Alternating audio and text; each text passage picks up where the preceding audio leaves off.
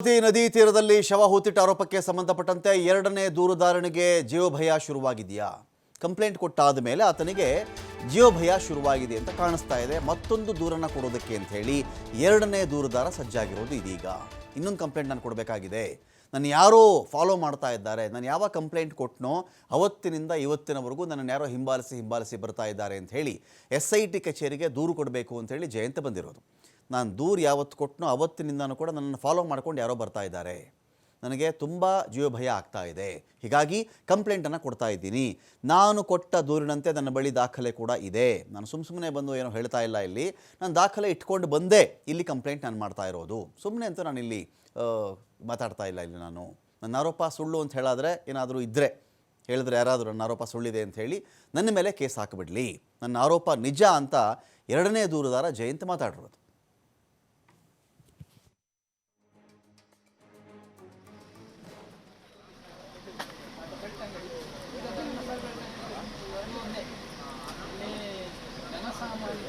ದಾಖಲೆ ಮಾಡಲಿಕ್ಕೆ ಹೋಗ್ತಾ ಇರೋದು. ಇವಾಗ ಎಲ್ಲ ಮಾಧ್ಯಮ ಮಿತ್ರರ ಒಂದು ಡೌಟ್ ಇದೆ, ಅದು ಜನತೆಯ ಡೌಟ್ ಇದೆ. ಏನಂದರೆ ಇದು ನ್ಯಾಯಾಲಯದಿದೆ, ಅದಕ್ಕೋಸ್ಕರ ತನಿಖೆ ಮಾಡಲಿಕ್ಕೆ ಆಗಲ್ಲ. ಅಂದರೆ ಸೌಜನ್ಯ ವಿಷಯ ನ್ಯಾಯಾಲಯದ್ರು ಹೌದು ಒಪ್ಕೊಂಡೆ, ಆದರೆ ಇದು CID ತನಿಖೆಯಲ್ಲಿ ಎಂಡ್ ಆಗಿರೋದು. ಅವತ್ತೇ ಇವರಪ್ಪ ಇದನ್ನು ತನಿಖೆ ಆಗ್ತದೆ ಅಂತ ಹೇಳಿ ಊತಾಕಿರೋದು ಆ ಮೃತದೇಹವನ್ನು. ಅಂದರೆ ಇದು ಅಸ್ಥಿಪಂಜರ ಸಿಕ್ಕರು ಮಾತಾಡಿ ಸರ್, ಇವರು ಬಂದಿಲ್ಲ ಅಂತ ಕಳಿಸಿದ್ರು. ತಿರುಗಿ ಇವರು ಅದಕ್ಕೆ ದೂರು ದಾಖಲೆ ಮಾಡಲಿಕ್ಕೆ ಹೋಗ್ತಾ ಇರೋದು. ಇವಾಗ ಎಲ್ಲ ಮಾಧ್ಯಮ ಮಿತ್ರರ ಒಂದು ಡೌಟ್ ಇದೆ, ಅದು ಜನತೆಯ ಡೌಟ್ ಇದೆ. ಏನಂದರೆ ಇದು ನ್ಯಾಯಾಲಯದಿದೆ, ಅದಕ್ಕೋಸ್ಕರ ತನಿಖೆ ಮಾಡಲಿಕ್ಕೆ ಆಗಲ್ಲ. ಅಂದರೆ ಸೌಜನ್ಯ ವಿಷಯ ನ್ಯಾಯಾಲಯದ್ರು ಹೌದು ಒಪ್ಕೊಂಡೆ, ಆದರೆ ಇದು CID ತನಿಖೆಯಲ್ಲಿ ಎಂಡ್ ಆಗಿರೋದು. ಅವತ್ತೇ ಇವರಪ್ಪ ಇದನ್ನು ತನಿಖೆ ಆಗ್ತದೆ ಅಂತ ಹೇಳಿ ಊತಾಕಿರೋದು ಆ ಮೃತದೇಹವನ್ನು. ಅಂದರೆ ಇದು ಅಸ್ಥಿಪಂಜರ ಸಿಕ್ಕರು ಮಾತಾಡಿ ಸರ್, ಇವರು ಬಂದಿಲ್ಲ ಅಂತ ಕಳಿಸಿದ್ರು. ತಿರುಗಿ ಇವರು ಅದಕ್ಕೆ ದೂರು ದಾಖಲೆ ಮಾಡಲಿಕ್ಕೆ ಹೋಗ್ತಾ ಇರೋದು. ಇವಾಗ ಎಲ್ಲ ಮಾಧ್ಯಮ ಮಿತ್ರರ ಒಂದು ಡೌಟ್ ಇದೆ, ಅದು ಜನತೆಯ ಡೌಟ್ ಇದೆ. ಏನಂದರೆ ಇದು ನ್ಯಾಯಾಲಯದಿದೆ, ಅದಕ್ಕೋಸ್ಕರ ತನಿಖೆ ಮಾಡಲಿಕ್ಕೆ ಆಗಲ್ಲ. ಅಂದರೆ ಸೌಜನ್ಯ ವಿಷಯ ನ್ಯಾಯಾಲಯದ್ರು ಹೌದು ಒಪ್ಕೊಂಡೆ, ಆದರೆ ಇದು CID ತನಿಖೆಯಲ್ಲಿ ಎಂಡ್ ಆಗಿರೋದು. ಅವತ್ತೇ ಇವರಪ್ಪ ಇದನ್ನು ತನಿಖೆ ಆಗ್ತದೆ ಅಂತ ಹೇಳಿ ಊತಾಕಿರೋದು ಆ ಮೃತದೇಹವನ್ನು. ಅಂದರೆ ಇದು ಅಸ್ಥಿಪಂಜರ ಸಿಕ್ಕರು ಮಾತಾಡಿ ಸರ್, ತೋರಿಸ್ತೀವಿ ಅಂತ ಹೇಳಿದ್ರು. ಇವಾಗ ಬೇಡ ಅಂತ ಹೇಳಿದ್ದಾರೆ. ಅದು ತನಿಖೆ ಹಂತದಲ್ಲಿದೆ. ನನ್ನ ಏನು ಮಾಹಿತಿ ಬಗ್ಗೆ ಎಲ್ಲವನ್ನು ತಗೊಂಡಿದ್ದಾರೆ. ಮತ್ತು ಅದರೊಟ್ಟಿಗೆ ಯಾರು ಇದ್ದಾರೆ ಅವರ ಮಾಹಿತಿಯನ್ನು ನಾವು ಇಲ್ಲಿ ನೀಡಿದ್ದೀವಿ.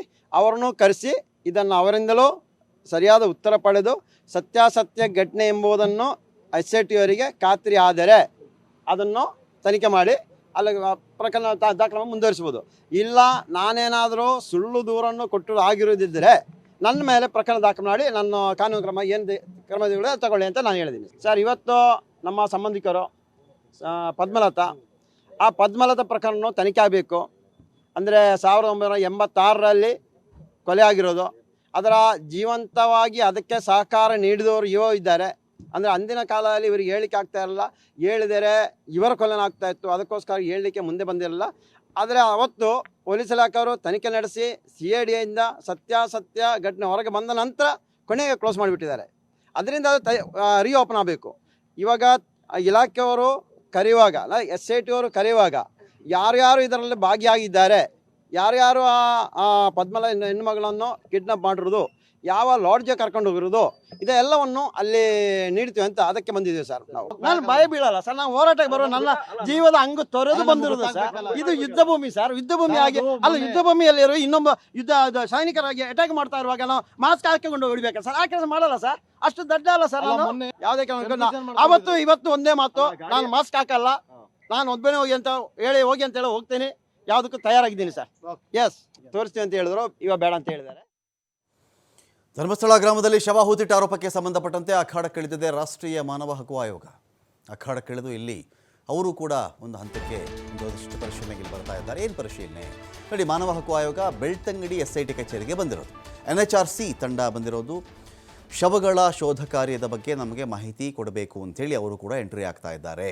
ಶವಗಳ ಕುರುಹು ಏನಾದರೂ ಸಿಕ್ಕಿದೆಯಾ, ಮಾನವ ಹಕ್ಕುಗಳ ಉಲ್ಲಂಘನೆ ಆಗಿಬಿಡುತ್ತದೋ ಆ ಥರ ಎಲ್ಲಂದರಲ್ಲಿ ಶವಗಳನ್ನು ಹೂತಿರೋದು, ಯಾರೋ ಸಾಯಿಸಿರೋದು, ಕಿಡ್ನಾಪ್ ಮಾಡಿರೋದು, ಈ ಥರ ರೇಪ್ ಮಾಡಿರೋದು, ಈ ಥರದ್ದಿದ್ದಾಗ ನನಗೂ ಅದರ ಬಗ್ಗೆ ಮಾಹಿತಿ ಬೇಕು ಅಂತೇಳಿ NHRC ಎಂಟ್ರಿ ಆಗಿದೆ. ಶವಗಳ ಕುರುಹು ನಿಮಗೇನಾದರೂ ಸಿಗ್ತೇನ್ರಪ್ಪ, ಈ ಆರೋಪಗಳೆಲ್ಲ ನಿಜವಾ, ಏನು ಎಷ್ಟು ದಿನಗಳಾಯಿತು, ನಿಜಾನ ಈ ಆರೋಪಗಳು, ಸುಳ್ಳ, ಇದೆಲ್ಲ ಮಾಹಿತಿಯನ್ನು ಕೂಡ NHRC ರಾಷ್ಟ್ರೀಯ ಮಾನವ ಹಕ್ಕುಗಳ ಆಯೋಗ, ನ್ಯಾಷನಲ್ ಹ್ಯೂಮನ್ ರೈಟ್ಸ್ ಕಮಿಷನ್ ಇದೆಯಲ್ಲ, ಅವರೆಲ್ಲರೂ ಕೂಡ ಬಂದಿದ್ದಾರೆ. ಈ ಆರೋಪ ನಿಜಾನ ಸುಳ್ಳ, ಯಾವುದಾದ್ರೂ ನಿಮಗೆ ಅಸ್ಥಿಪಂಜರ ಸಿಗ್ತಾ, ಶವ ಸಿಗ್ತಾ, ಎಷ್ಟು ಗುಂಡಿ ಆಗಿದ್ರಿ, ಏನು ಕಥೆ, ದೂರುದಾರರು ಸುಮ್ಮನೆ ಹೇಳ್ತಾ ಇದ್ದಾರಾ, ನಿಜ ಹೇಳ್ತಾ ಇದ್ದಾರಾ, ಎಲ್ಲಿವರೆಗೂ ಬಂದಿದೆ ಅಂತ ಹೇಳಿ NHRC ಕೂಡ ಇದೀಗ ಎಂಟ್ರಿ ಆಗಿದೆ.